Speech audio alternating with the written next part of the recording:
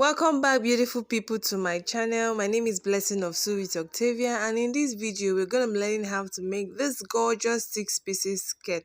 If you're new to this space, kindly hit the subscribe button, comment and share our content, and let's delve right into the video. So I use 3 yards of fabric to make this skirt, and it's a client order.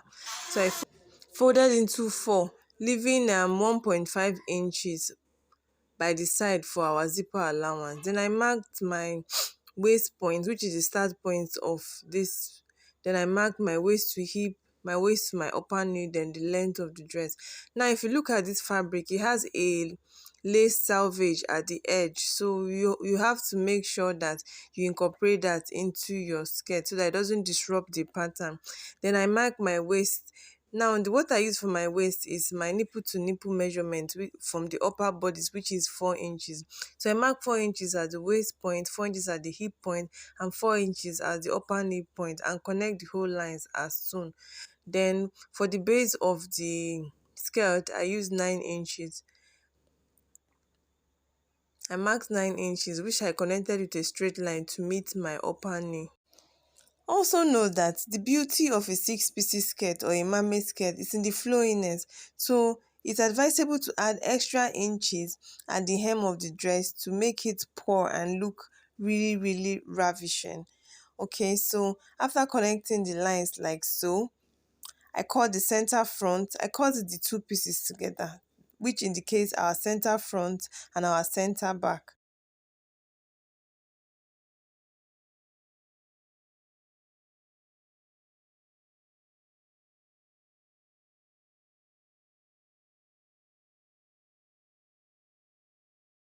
So at this point, I noticed that the 1.5 inches I left for my zipper allowance, I was seeing some parts sticking out, so it wasn't regular. So that was me trying to trim it out so everything could be straight.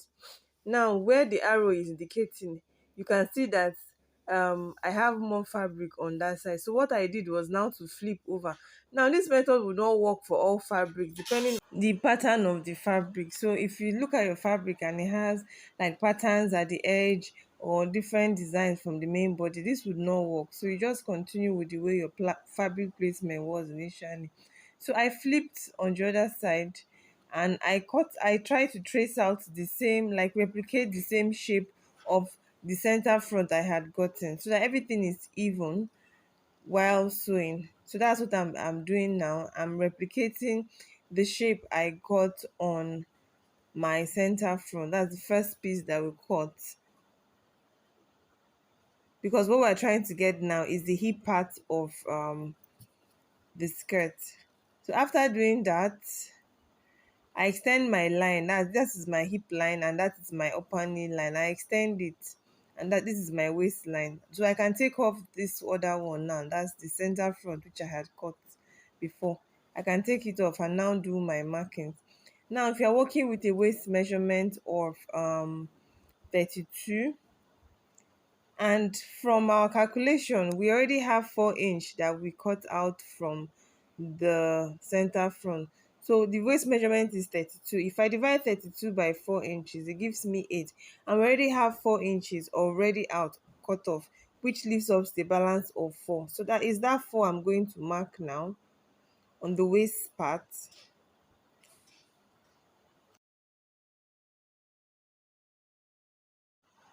And also put in a 1.5 inch allowance.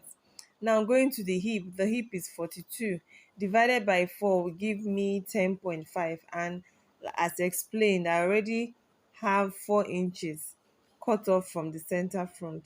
So if you subtract 4 from 10.5, it leaves us at 5.5. So I'll mark on that hip line, I mark 5.5 and also 1.5 allowance. Now that 5.5 I marked on my hip line, I bring it down to my knee, upper knee line. Then I connect all the markings I have. You should have something like this when you're done. This calculation is very easy, and it gives you exactly what you want. You can see the shape coming out now from the waist to the hip to the upper knee line. So as much fabric as you have left over, you connect from the upper knee down to the hem of the dress. When you're done, this is what you should have. If you haven't, take a second and hit the subscribe button above. Turn on post notifications so you will be notified anytime we post new videos.